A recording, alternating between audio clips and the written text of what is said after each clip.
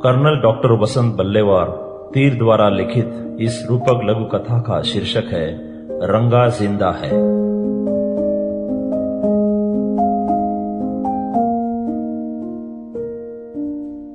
इस कथा में सारे नाम काल्पनिक है और यह लघु कथा काल्पनिक है और जन जागृति के उद्देश्य से लिखी गई है। किसी भी व्यक्ति, धर्म या घटना से इसका संबंध नहीं है। उसका मेल खाना महज इत्तेफाक है।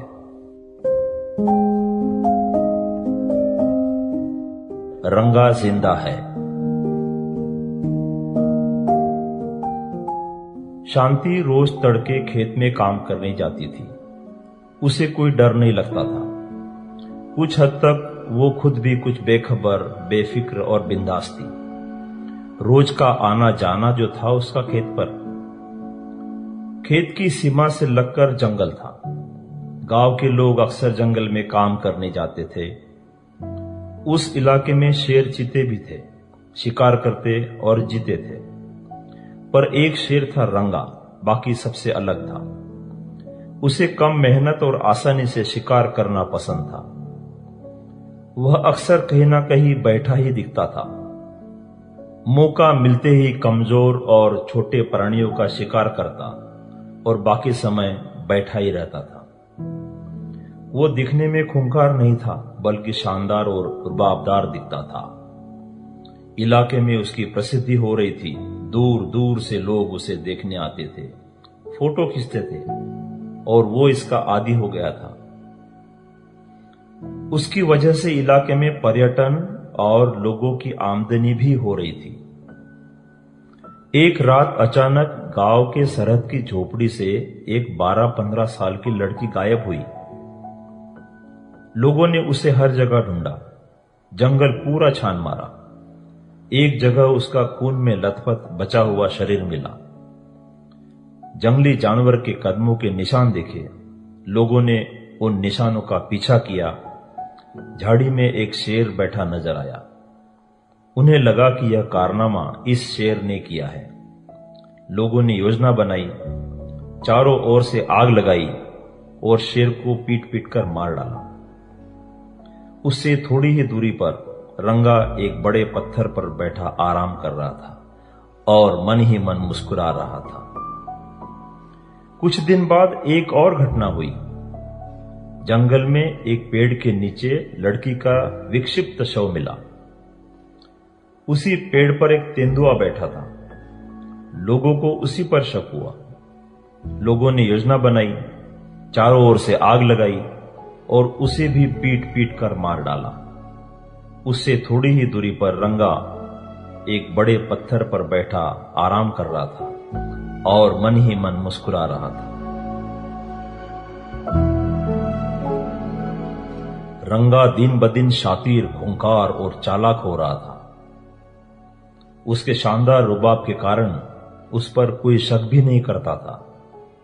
इस बार उसने गांव की सीधी सादी लड़की शांति का शिकार किया। उसने शांति के शरीर को तहस नहस कर दिया था। लेकिन यह हादसा किसी ने देख लिया, जो इसका एकमात्र गवाह था, सलीम। उस व्यक्ति ने रंगा को पहचाना था। लोगों में गुस्सा उमड़ पड़ा। रंगा के बारे में शिकायत दर्ज हुई। कोर्ट ने वन विभाग को रंगा को पशु वाटिका भेजने और नुकसान भरपाई के आदेश दिए। वन विभाग ने उस पर आपत्ति जताई और बताया कि यह हादसा उनकी गलती की ही वजह से हुआ है। मीडिया ने भी यह मामला बड़ा चढ़ाकर उठाया। विवाद बढ़ा। अब रंगा के बारे में लोगों में मतभेद होने लगे। जिनकी आमदनी रंगा पर निर्भर थी वो कहते ये रंगा कर ही नहीं सकता। कोई कहता रंगा बेहद शरीफ है। लोग मानने को तैयार नहीं थे। पशु प्रेमी भी विवाद में कूद पड़े। नेतागण कैसे पीछे रह सकते, मीडिया में चर्चा होने लगी। शांति के माँ बाप भी सवालों के घेरे में आए। उसे अकेले क्यों जाने दिया? किसी को उसके साथ जाना चाहिए था। वह तो शेर है, वो तो ऐसे करेगा ही। आपको अपनी बेटी की सुरक्षा के प्रति सतर्क होना चाहिए था। मां बाप का बेटी खोने का दर्द तो सबसे नजरअंदाज होकर रह गया। रंगा तो शेर है, पुलिस और मीडिया की पहुंच से दूर। किसी ने शक की सुई सलीम पर घुमाई। कहीं यह वारदात उसने तो नहीं की होगी। फिर क्या था?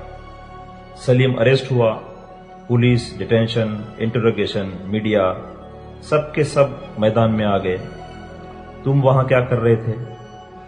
क्या तुमने अपनी आंखों से देखा? रंगा ने शांति को कैसे पकड़ा था?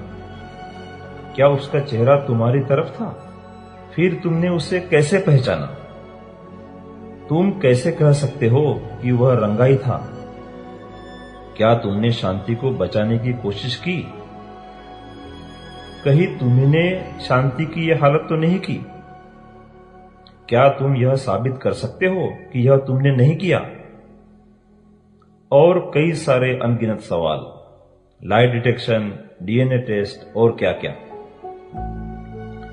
आनंद फानन में पुलिस ने प्रेस कॉन्फ्रेंस भी बुलाई और पूरी घटना का ब्यौरा विस्तार से बयान किया और बता दिया कि अपराधी उनकी गिरफ्त में है।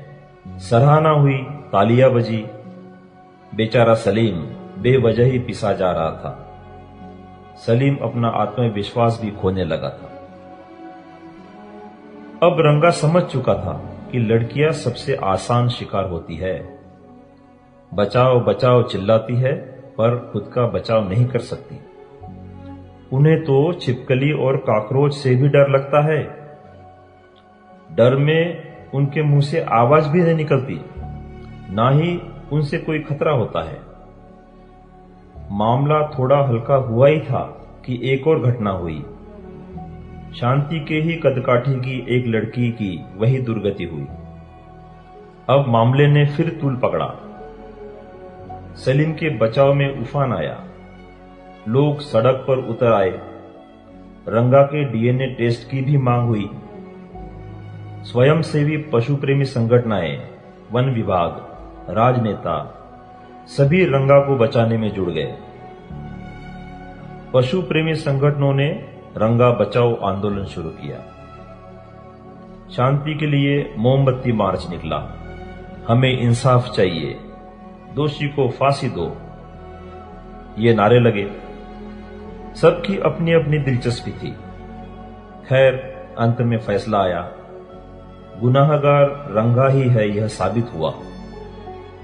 उसे पशु वाटिका भेजने के बजाय जंगल में ही सुरक्षित जगह बाड़ा बनाकर नजर कैद में रखने का आदेश आया। अब वहां पर उसका हर समय ख्याल रखा जाता है। सुबह शाम उसे अच्छा मांस दिया जाता है। वो वहां पर पत्थर पे बैठकर धूप सेकता है और मन ही मन मुस्कुराता है। और भी शानदार दिखने लगा है। शांति को सब भूल चुके हैं।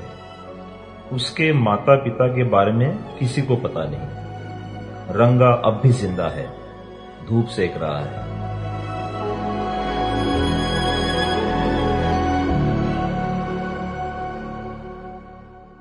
अपने देश में ऐसे कई रंगा इंसान के भेष में घूम रहे हैं। हर 15 मिनट में एक शांति शिकार होती है। कोई कानूनी दावपेच राजनीति के पैतरों का मजा लेते हुए खुलेआम घूम रहे हैं। जो जेल में बंद है वो बाहर आने की फिराक में है ताकि फिर से आजादी से शिकार कर सके। उन्हें हमारा कानून और न्याय व्यवस्था कितनी मजबूत है और सख्त है पता है। जब तक शांति खुद शक्ति बनकर अपनी आत्मरक्षा करने के लिए काबिल नहीं बनती, ये सिलसिला चलता रहेगा। अब समय आया है, लड़कियों को खुद की रक्षा खुद करनी होगी। आत्मरक्षा के लिए कृपान, पेपर स्प्रे आदि आत्मरक्षा के सामान हमेशा अपने पास रखना होगा और उसका इस्तेमाल करना भी सीखना होगा। अक्सर ऐसे समय में उन्हें बचाने वाला कोई नहीं होता। उन्हें खुद की जिंदगी और सम्मान की रक्षा करने के लिए, साथ ही जरूरत पड़ने पर किसी और की भी रक्षा करने के लिए काबिल बनना होगा। अगर रंगा को वो मार पाई तो ही खुद बचेगी, वरना हर रोज कहीं ना कहीं शांति की हत्या होते रहेगी और रंगा खुले आम घूमता रहेगा। जो चतुर और समर्थ होगा वही बचेगा। माता पिता को भी अपनी लड़कियों को मानसिक और शारीरिक तौर पर सक्षम करना होगा, क्योंकि अपने समाज में कई रंगा जिंदा है। इस लघु कथा में कृपान अर्थात खंजर 2 शब्दों से बना है। कृपा जिसका अर्थ है दया, अनुग्रह या करुणा, और आन जिसका अर्थ है सम्मान। एक इंसान के अंदर संत और सिपाही दोनों के गुण होने चाहिए और आत्मरक्षा एवं दूसरों की सहायता करने के लिए इसका इस्तेमाल करना चाहिए। जय हिंद। ध्यान रखिए, सुरक्षित रहिए। नमस्कार।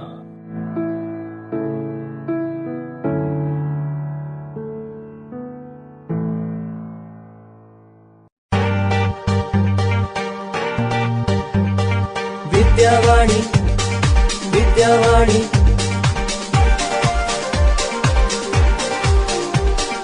107.4 107.4 107.4 107.4 107.4 107.4 विद्यावाणी विद्यावाणी। आपण ऐकत आहात विद्यावाणी, आपलं विद्यापीठ, आपला रेडिओ, फक्त 107.4.